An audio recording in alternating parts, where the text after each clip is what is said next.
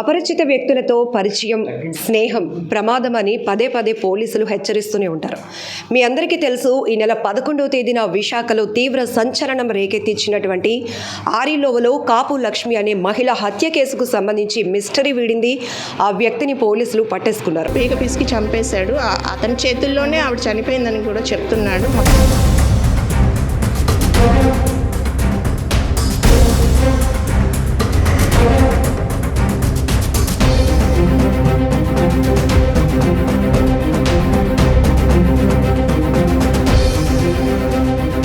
అయితే ఈ కేసును ఛేదించడానికి 10 బృందాలు నిర్విరామంగా కొనసాగిస్తూ దర్యాప్తును ముమ్మరంగా తీసుకెళ్లి ఆఖరికి నిందితుడిని పట్టుకున్నారు. అయితే ఇక్కడ ప్రధానంగా ఈ కేసులో చూస్తే గనుక ఆమెతో 15 ఏళ్లుగా పరిచయం ఉన్నటువంటి వ్యక్తే ఈ డబ్బు బంగారం కోసం ఆమెను హత్య చేసినటువంటి వైనం తీవ్ర సంచలనంగా మారుతోంది. ఈ కేసుకు సంబంధించి డీటెయిల్గా తెలుసుకుందాం. మనతో పాటు DCP crimes Latha Madhuri madam ఉన్నారు. మేడం, పదే పదే చెప్తూ ఉన్నారు, ఒకవైపు సీసీ కెమెరాలు పెట్టుకోండి, అలానే అపరిచిత వ్యక్తులతో స్నేహాలు మానండి అని. ఈ రెండు కలిపిన కేసే ఇది. ఏం చెప్తారు మేడం, అసలు ఏం జరిగింది? ఈ కేసు, ఈ హత్య, తదుపరి ఆమె దగ్గర ఉన్న బంగారం క్యాష్తో పరారవడం, ఇదంతా కూడా ఇందులో ఈ కేసులోనైతే అపరిచిత వ్యక్తి కాదండి. ముద్దాయి కన్ఫెషన్ ద్వారా మనకు తెలుస్తుంది, మృతురాలు దాదాపు 15 ఏళ్ళుగా తనకి పరిచయం ఉంది. అయితే ఆ మనిషి ఎటువంటి వాడు అని గ్రహించి అటువంటి వ్యక్తిని ఒంటరిగా ఉన్నప్పుడు కానీ అసలు పరిచయాలే ఇంకా కొనసాగించకూడదు. అది అయినా సరే ఆమె అమాయకంగా అతన్ని నమ్మి రానిచ్చింది. దాన్ని అతను డబ్బు కోసం ఆమెను హత్య కూడా చేశాడు. ఆ మొత్తం నగలతో పరారయ్యాడు. ఇవి కొంచెం పబ్లిక్ జాగ్రత్తలు తీసుకోవాలి. ఎటువంటి వారిని మనం ఎలా చేస్తున్నాం, ఇంట్లోకి ఎవరితోటి పరిచయాలు కొనసాగిస్తున్నాం అనేవి కొంచెం జాగ్రత్తగా చూసుకోవాలి. చిన్నపిల్లలైనా పెద్దవారైనా అందరికీ ఇది వర్తిస్తుంది. అది కేర్ తీసుకోవాలి. మొదటైనా వీళ్ళ పరిచయం ఎలా మేడం, అసలు బంధువా లేకపోతే ఎట్లా? మనకంతా కూడా ముద్దాయి కన్ఫెషన్లో తెలిసిందేనండి. ఒక wrong call, missed call or wrong call తోటి వాళ్ళ పరిచయం మొదలైంది. ఆ తర్వాత ఇన్స్టాగ్రామ్లో తిన అకౌంట్ తను ఫాలో అవడం, తన వీడియోస్, రీల్స్ అవి ఈమె ఫాలో అవడము, ఇట్లా కొనసాగింది. మధ్యలో ఆమెను డబ్బులు అడగడము, కొంత డబ్బులు సహాయం చేయడం, ఇట్లా కూడా జరిగింది. మృతురాలు లక్ష్మి గారు ఏం చేస్తుంటారు? ఆమె వయసు ఎంత? శివ వయసు ఎంత? శివ ఏం చేస్తుంటారు? మృతురాలు వయసు 48-49 దగ్గర ఉంటుందండి. ఈ నిందితుడు అయితే మాత్రం 34 ఇయర్స్, శివ గంగరాజు. ఇతను బొబ్బిలివాడు. వీళ్ళు దుర్గానగర్ ఆరిలోవలో ఉంటారు మృతురాలు వాళ్ళు. ఈ నిందితుడు బొబ్బిల్లో cell shop owner. Cell phones అమ్ముతాడు. అలాగే టాటూయింగ్ కూడా చేస్తుంటాడు. టాటూ శివ అని కూడా ఇతనికి పేరుంది.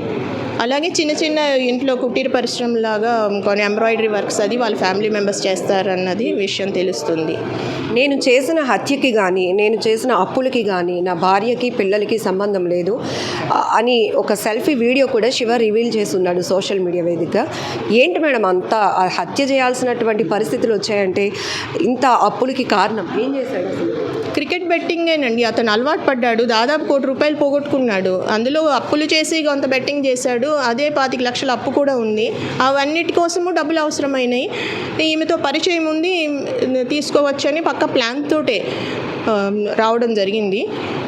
సో ఆ రకంగా అందులోని హత్య చేయాలని కూడా నిర్ణయించుకున్నాడు. ఏదో ఒకటి చేసి ఆమె దగ్గర ఉన్న డబ్బులతోటి తన అప్పులు తీర్చుకోవాలని నిర్ణయించుకొని రావడం జరిగింది. అందుకని ఎంతో ప్రికాషన్స్ తీసుకొని ఇతను మృతురాలు ఇంటికి రావడం జరిగింది. అలాగే అంతే ప్రికాషన్స్తో తను కన్సీల్ చేసుకుంటూ ఎన్నో ఆటోలు మారుకుంటూ తను హత్య చేసిన తర్వాత మనకి అదంతా కూడా సీసీ ఫుటేజెస్ ట్రాకింగ్లోని మనకంతా దొరికింది.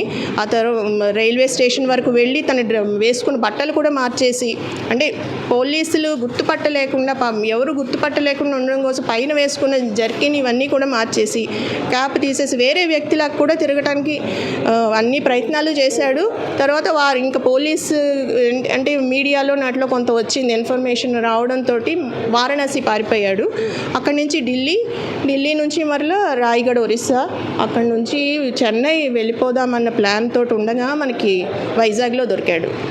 పట్టపగలు పూర్తిగా రోడ్డుకి ఇరువైపులా ఇల్లులు ఉన్నాయి, వాళ్ళ ఇంటి దగ్గర సీసీ కెమెరాస్ కూడా ఉన్నాయి. అయినా కూడా ఒక మహిళని డబ్బు బంగారం కోసం హత్య జరగడం అనేది ఇది విశాఖలో జరిగిన కేసు అయినా కూడా ఇప్పుడు రాష్ట్ర వ్యాప్తంగా తీవ్ర సంచలనంగా మారినటువంటి కేసు. ఈ కేసు ఛేదించడంలో ఎవిడెన్స్, టెక్నికల్ ఎవిడెన్స్ కానీ సీసీటీవీ ఆధారం ఎట్లా ఉపయోగపడింది? చాలా ఉపయోగపడిందండి. Mainstay CC camera footages మనకి ఇక్కడ నుంచి ఢిల్లీ వరకు తీసుకెళ్ళింది, మళ్ళీ నిందితుడి వరకు తీసుకొచ్చింది మెయిన్ సీసీ కెమెరా ఫుటేజ్. అలాగే ఇంకా మీకు తెలుసు కదా, అదర్ సైంటిఫిక్ ఎవిడెన్స్ కూడాను ట్రాకింగ్ ఇవన్నీ చేయడం జరిగింది. సైంటిఫిక్గానే అతను లొకేషన్ పట్టుకొని అప్రహెండ్ చేయడం జరిగింది. ఈరోజు రిమాండ్ కూడా పంపిస్తున్నాం. 11వ తేదీన ఎన్ని గంటలకు లక్ష్మి ఇంటికి ఈ వ్యక్తి వెళ్ళాడు, ఎన్ని గంటల తర్వాత మళ్ళీ బయటకు వచ్చాడు, ఇద్దరి మధ్య ఏమైనా ఘర్షణ జరిగిందా మేడం? ఏ వస్తువుల్ని తీసుకువెళ్ళడం జరిగింది?